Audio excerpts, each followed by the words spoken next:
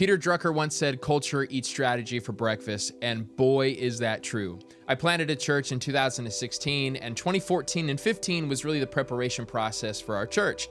And I was given the task to create the culture, 3 to 5 statements, very quick things that people can remember to define who you are and who you're not. And one way you can tell what your values are is figuring out what triggers you, what really makes you mad, and what you're really passionate about. And every church, their culture is different. And for us, I came up with 5 statements, quick, easy lines that are behind me on this display. The biggest mistake I made was I believed in this culture myself, but I didn't make sure our leaders were also perpetuating this culture. I didn't build it into them. I didn't remind them about it. I didn't celebrate it enough, and I tolerated behaviors that totally went against the culture. You'll notice there's a bunch of phrases under each marker, and that's actually inspired by the movie Air. Have you guys seen that movie? It's the Nike thing about Michael Jordan. He had 10 principles to run Nike, and I thought that was inspiring, and I realized the 5 markers are the ones everybody needs to remember. But for me, my job is to have 3 phrases underneath each one to help perpetuate why we believe and behave this way. So in understanding how God wires me and the kind of church I want, number 1 for us was to never stop learning. I want to be somebody who is constantly asking questions, constantly reading new books. I realize I'm probably going to lead a church that leads that way as well. And so here's 3 phrases that I am seeking to perpetuate more and more within the life of our church. So much so that I bought this banner and we're putting it in our break room every single Sunday. The first idea that we need in every leader at Passion Creek is that we are self-correcting without becoming self-condemning. One of the biggest traits in a leader is when they can correct themselves without having somebody else need to show them what they did wrong. For example, in the beginning days of my church, I probably didn't correct myself enough. When I was preaching, I just thought they were great sermons. I look back now and go, those were not good sermons, Trey. But I wasn't even self-correcting. Then I went into this season about a year in after preaching 52 sermons in a row where I was very condemning. I would preach and then just hate myself after, and I wouldn't look at what I did wrong. I knew I did wrong. I didn't ask people, hey, what could do better? Because it felt so condemning. It felt so personal. I couldn't hold on to that weight. And so I would just carry so much shame in knowing how weak I was. And so leaders, they eventually get to this maturity point of being self-correcting without self-condemning. One of my favorite things now, again, to keep it in the realm of preaching, I love to talk to my wife, but also my associate pastor and friends. Hey, listen to this message. What did you think? What could I have done better? And I am so open to that correction. I am inviting it because I now know it's okay that I make mistakes. The grace of Jesus covers me. So if you bring me correction, that's not you condemning me. That's you helping me. And that leads to the second point that I want to just shout from the rooftops over and over. We never attack feedback. There's always something good to learn from feedback. There's always something we can humble ourselves before the Lord. And so when somebody gives us critique, we say thank you, we analyze it. It is so important not to attack feedback. John Acuff has this great phrase. He says, a leader who can't be questioned winds up doing questionable things. And being a church plant, this last one has been huge. And to be honest, I haven't said it often enough. We are fast, fluid, and flexible. Being a church plant in a portable setting, you never know if you're even going to be in the same spaces that Sunday. Something might have happened throughout the week. Maybe you got kicked out. And so we have to be flexible. This is who we are. So I often try to remind our leaders, we're not a cruise liner, we're a battleship. We turn on a dime. We can change directions. Now, we don't change for the sake of changing, but that's who we are. We are flexible people and we go with the flow. And that is so critical in ministering to people in this day and age, especially for us in a context of being a portable church. The next marker we have at Passion Creek that maybe you can totally adopt yourself is to never compare. I'm a full believer that comparison is the thief of joy. So here's 3 one-liners I need to tell my church on a consistent basis about how we are a church that never compares. The first one is we root for everyone's success. So if we're in the children's department, we are rooting for the success of the worship team. The worship team roots for the success of the welcome team, but also beyond that, we root for the success of every gospel-centered church in our community. Also, this one's so huge. We don't tear someone down in order to lift someone else up. In other words, comparisons are not compliments. I think the funniest compliment I get from preaching is, man, your sermons are a lot better than they used to be. Don't compare in your compliments. Let's just see where God has you and totally root for that and move forward. The last one under never compare is we embrace every stage of life and every stage of maturity. I have found younger generations like to compare themselves over and against the older and vice versa. I have found those who are maybe more wise in the faith, they compare themselves and feel better about themselves compared to those who are younger in the faith. And that's just not helpful for anybody. I think it's such a God-honoring practice to see people exactly where they're at and just see what is their next step. In ministry for us, we do these practices. So we're practicing peacemaking or practicing hospitality.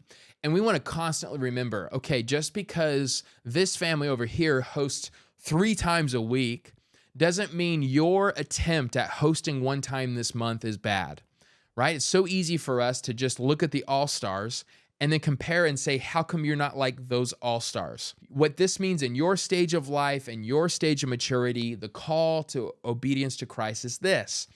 But that is totally different for someone else. And so keeping that has really helped our culture stay grace-filled. Never compare.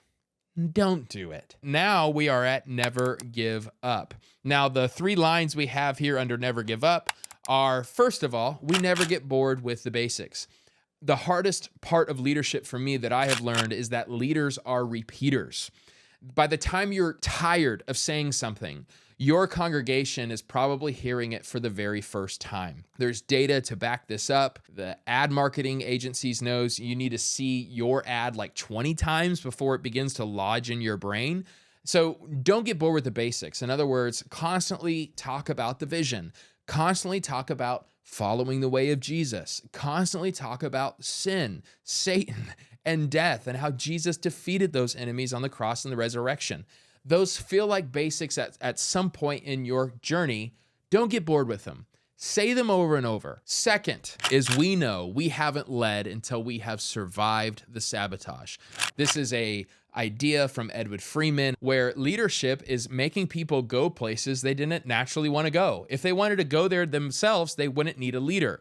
And so what happens though is when you lead people to the place where they need, they're going to fight it along the way until they realize one day, well, this is what I've always wanted.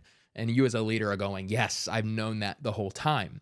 And so for us, we have known, man, if I'm going to lead a change or call people to a new direction, there will be sabotage. You're not a leader until you have fought through it, persisted, and kept doing it, even though you had negative feedback. Now, we never stop learning.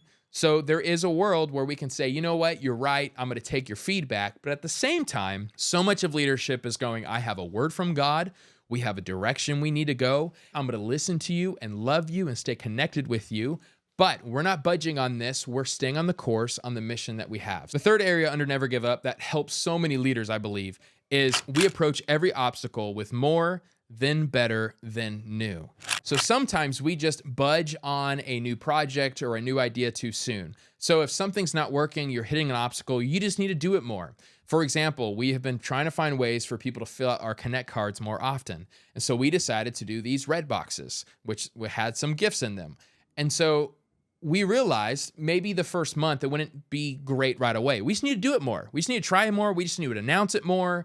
We need to have more available. Just get ready for more cards. So just do it more. Okay. We're giving up on this way too soon.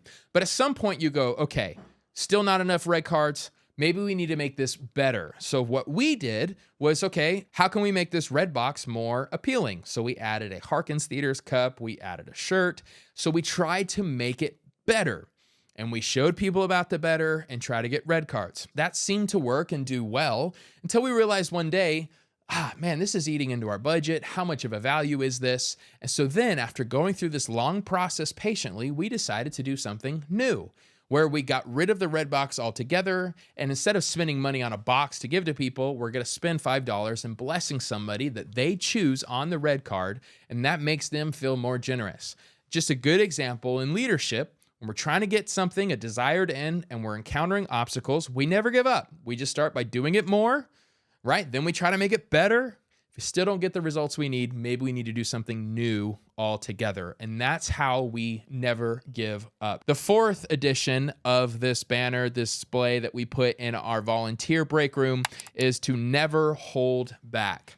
Man, am I somebody who loves excellence? If we make a decision that we're doing something because it's easier, that's not how I operate. I'm willing to do whatever it takes in order to have excellence and have great outcomes to the glory of God, Colossians 3:23. And so the three phrases we have underneath never hold back that I think are really helpful. Number one is we are tone setters that make everything better, not worse. Leaders are not thermometers. We're thermostats. When we enter into a room, we don't match the attitude. We don't try to, okay, is everybody kind of depressed today? We're just going to be depressed.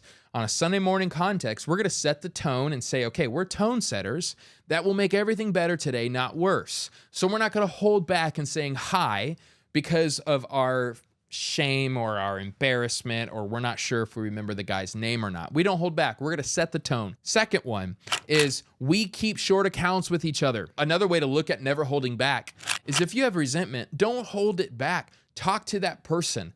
Get their side of the story. So many leadership teams break and divide because we hold back from each other. We have lies that we've heard about each other. We're holding back forgiveness. No, we never hold back. We keep short accounts. We know that the enemy, he loves to divide the church from the top. And so we as leaders need to do the hard work of humility and checking in on each other and keeping short accounts so we know we're not going to let this thing build up into some sort of monster. Last thing on never hold back is we give joyfully because we know we can never outgive God. Right? So this is the financial. We don't hold back. This is serving on Saturday, setting up and tearing down. We are givers. We give above and beyond because you can't outgive God. God is worthy of our gifts. He's worthy of our generosity. We are people here who give joyfully. And if you don't want to lead that way, then you don't want to lead at Passion Creek. We just have to lead that way boldly and leading by example and rejoicing and celebrating when people live and act this way. The three statements we have for Never Alone. Number one are we love people and use plans, never the other way around. It's way too common for churches to use people and love strategies and plans. And so we want to be people first oriented. We want to care for people where they're at. And so we're not going to burn people out. We're going to try to sacrifice in other ways to make sure people are cared for and loved for and they don't feel used. The second thing under Never Alone is we may go faster alone, but we go further together. It's such a temptation in ministry leadership to say, why would I have people underneath? Why would I have a leadership pipeline? I'll just do it all. I know it's going to take an extra 30 minutes to an hour every week, but at least it's done the way I want to do it. That is not the name of the game at Passion Creek. We need to be people who are spreading the load, not because we can't do it by ourselves, but there's joy in doing these things together. I used to always prioritize efficiency and I always prioritize excellence. And so I thought, man, I'm going to be the one who designs all these things because I know at least they'll be done right. And Homeboy is way slower in the process. But I misunderstood the assignment. Ministry is about going further together. It's not about going faster. And the last one I think is so helpful in Never Alone is we gain more authority by giving it away. One of my favorite examples the pastor gave me one time is he talked about there's this steward in the Lord of the Rings book. And this steward was called a steward, not a king, for a reason. The king was gone, I think, and so the steward was just called to steward this position while the king was away. Not a major Lord of the Rings nerd. Forgive me if I have part of the story wrong. The point was he got it to his head and he was no longer being a steward. He thought he was a king. So all the authority was his. He wouldn't listen to anybody else and it was ruining the kingdom. Freedom was found when he realized, no, I am just a steward. I don't own any of this. It's my job. I have authority. I give that authority away. I help increase the influence that we have. And man, have I seen the enemy just divide ministries, divide churches, because we think if we're given authority, we have to hold on to it and act like it's ours forever. And this is my church. This is my ministry. No, God uses people who are generous with authority. The more we give it away, ironically, the more we gain it. So those are the 5. Never stop learning, never compare, never give up, never hold back, never alone. Comment below which one was your most favorite and which one was your least favorite. It's okay. I won't attack the feedback because that's that's you know, the principle right here. So I can't attack you. I won't. I printed it on a sign. Thank you for watching today's video. This is the video I think you should watch. This is the video YouTube says you should watch.